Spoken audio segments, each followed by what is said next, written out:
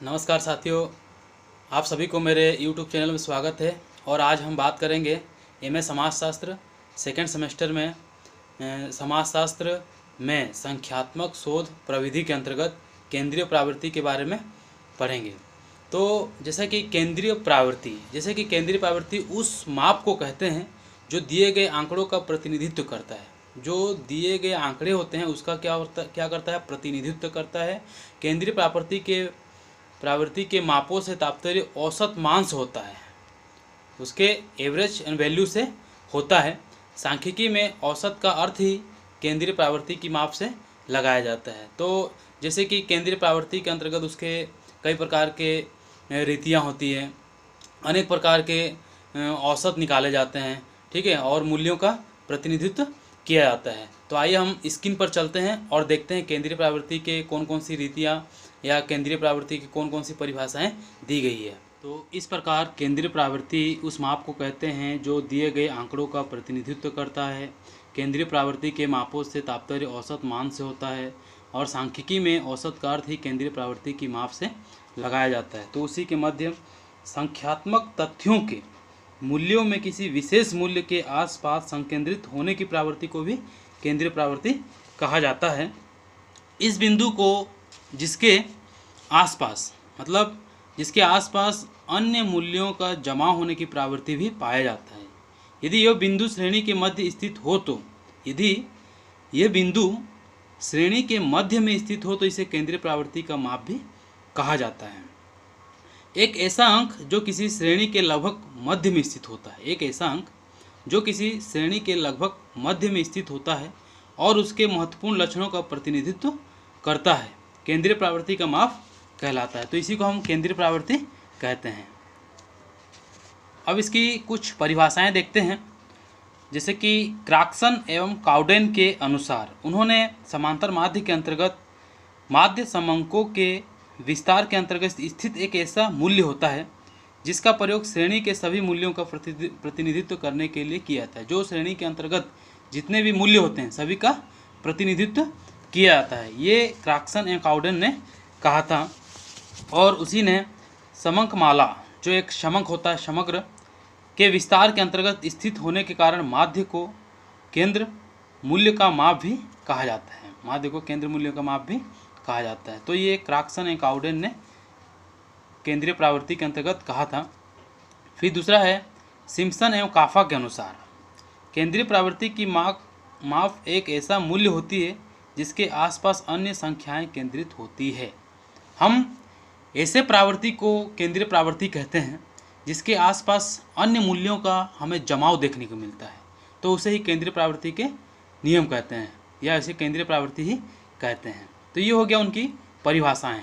चलिए अब देखते हैं हम इसकी मापने की रीतियाँ। केंद्रीय प्रवृत्ति को मापने की अनेक प्रकार की रीतियाँ होती है।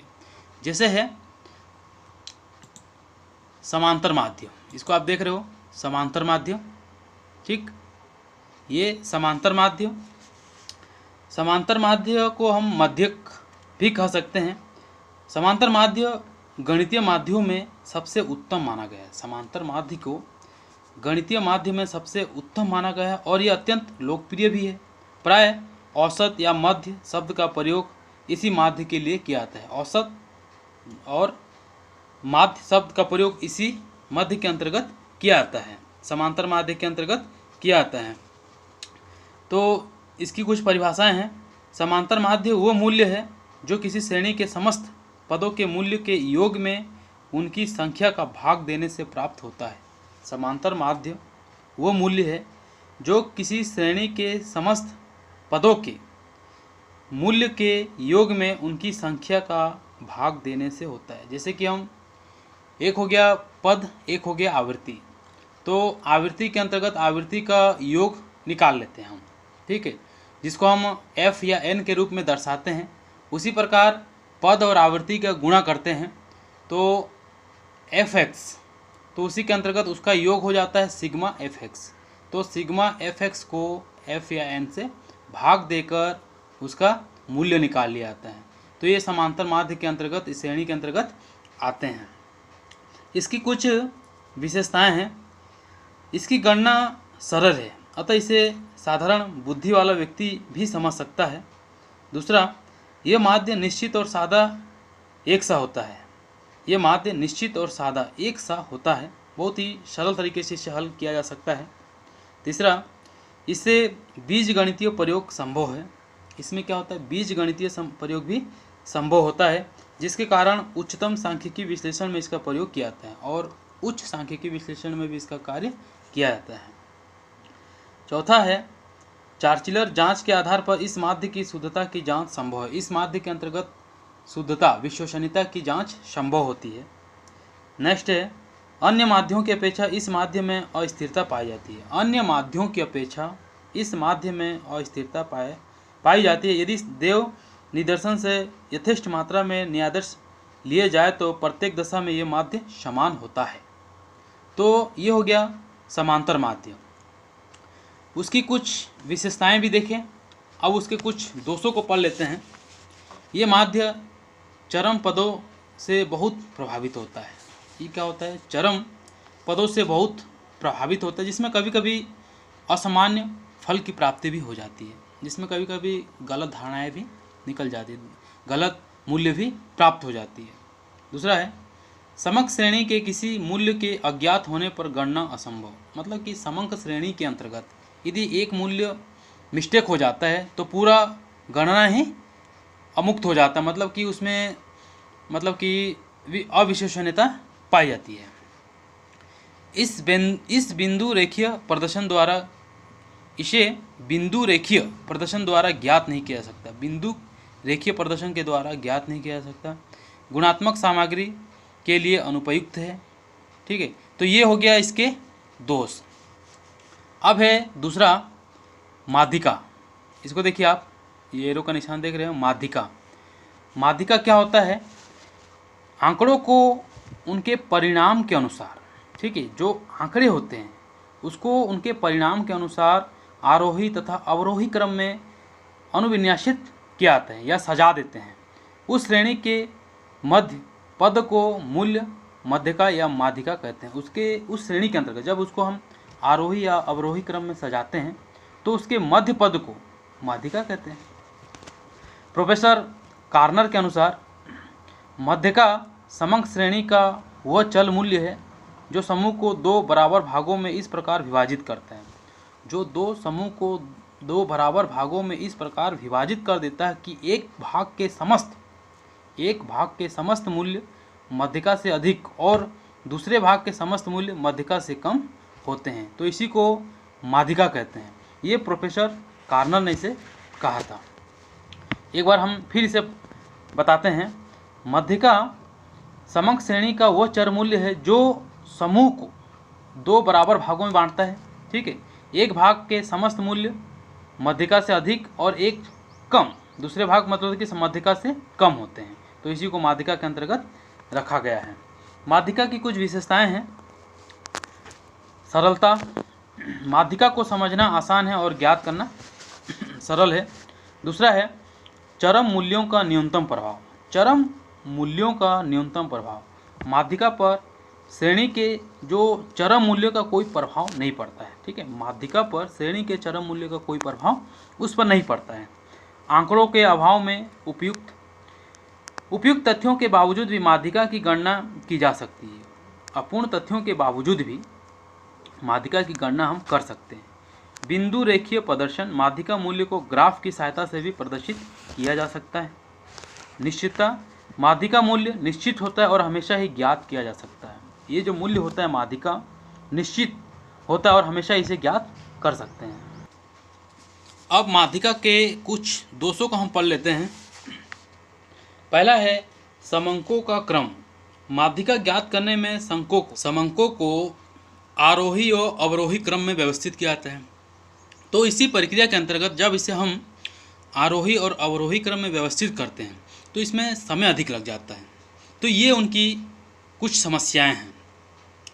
दूसरा है स्थिति संबंधी माध्य। स्थिति संबंधी माध्य माध्यिका श्रेणी के सभी मूल्यों पर आधारित नहीं होती, इसलिए केवल स्थिति संबंधी माध्य है। स्थिति संबंधी माध्य माध्यिका श्रेणी के सभी मूल्यों पर आधारित नहीं होती। माध्यिका श्रेणी सभी मूल्यों पर आधारित नहीं होती है, इसलिए केवल स्थिति संबंधी माध्य है। ये उसकी दूसरी समस्याएं हैं।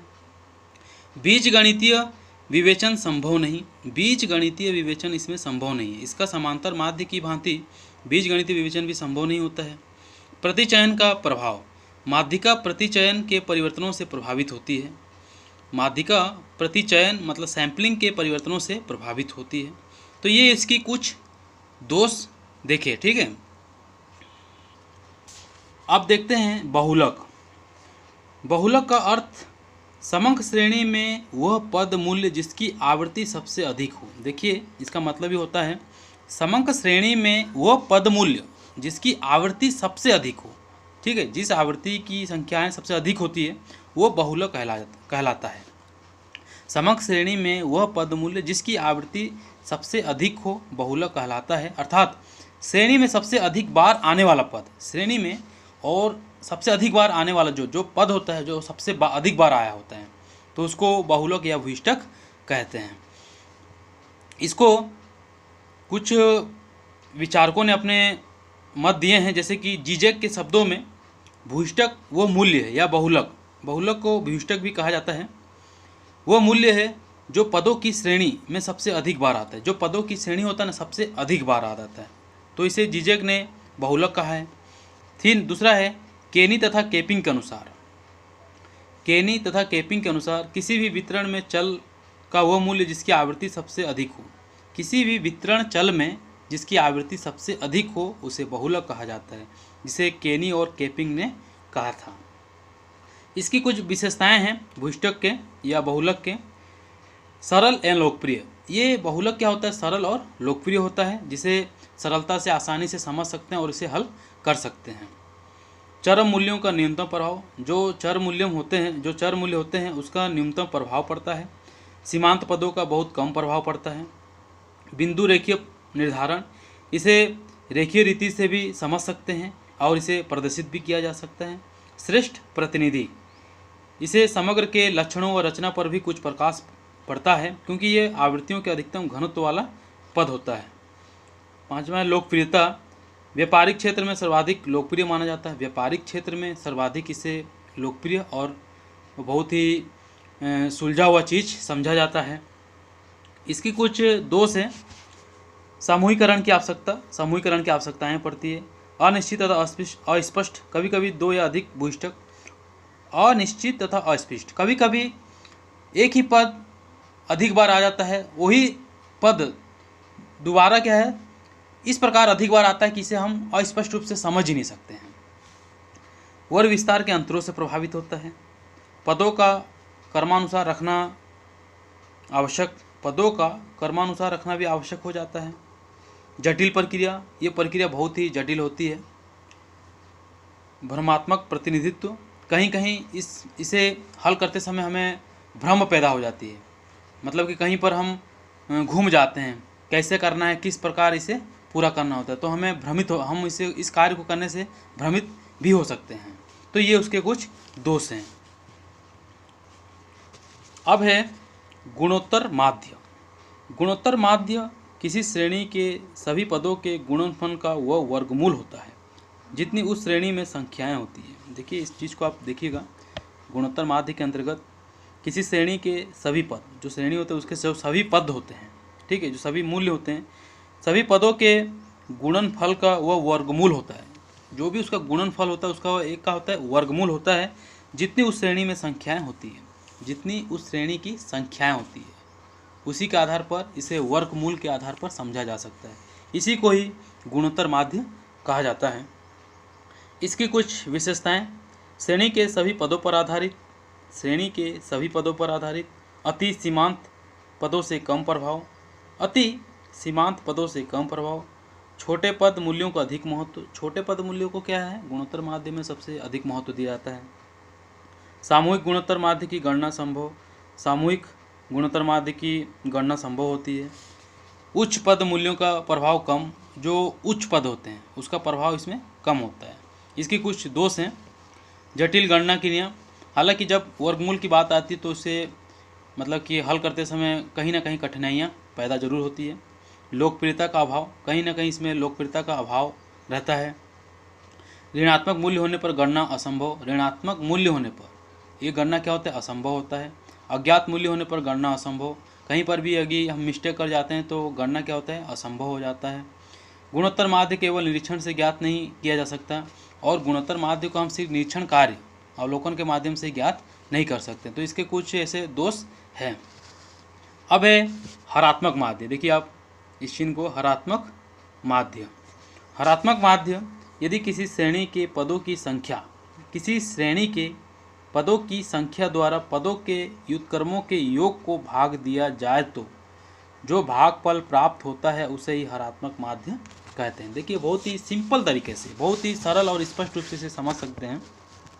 यदि किसी श्रेणी के पदों की संख्या, जो पदों की क्या होती है, संख्या होती है, ठीक है, जब पद और आवृत्तियां जब उसका गुणनफल करते हैं और उसका जो योग आता है उसी के आधार पर जब हम उसे भाग देते हैं और जो भागफल निकलता है उसी को हम क्या कहते हैं, हरात्मक माध्य। बहुत ही सरल और सुलझा हुआ चीज़ होता है ये हरात्मक माध्य। इसके कुछ गुण हैं। छोटे पद मूल्यों को सर्वाधिक महत्व, छोटे पद मूल्यों को सर्वाधिक महत्व दिया जाता है। विषम श्रेणियों में उपयुक्त होता है। गणितीय विवेचनाओं के सर्वथा योग्य होता है। सभी पद मूल्यों पर आश्रित होते हैं। बड़े पदों को कम महत्व दिया जाता है और समय दर गति के अध्ययन में सर्वोत्तम, समय दर गति ये सभी प्रक्रियाओं में क्या होता है, ये श्रेष्ठ होता है। इसके कुछ दोष, गणना विधि जटिल, सच्चा प्रतिनिधित्व नहीं होता है। गणना में सभी पद आवश्यक हो इसकी कोई गारंटी नहीं होता है। सामान्य व्यक्ति की समझ से परे, जो सामान्य व्यक्ति होता है जो कभी इस चीज़ कार्य में मतलब कि गणनाएं नहीं की हो, उसे समझना वो उसके लिए बहुत कठिनाई पैदा होती है, तो इसीलिए सामान्य व्यक्ति की समझ से बाहर होती है।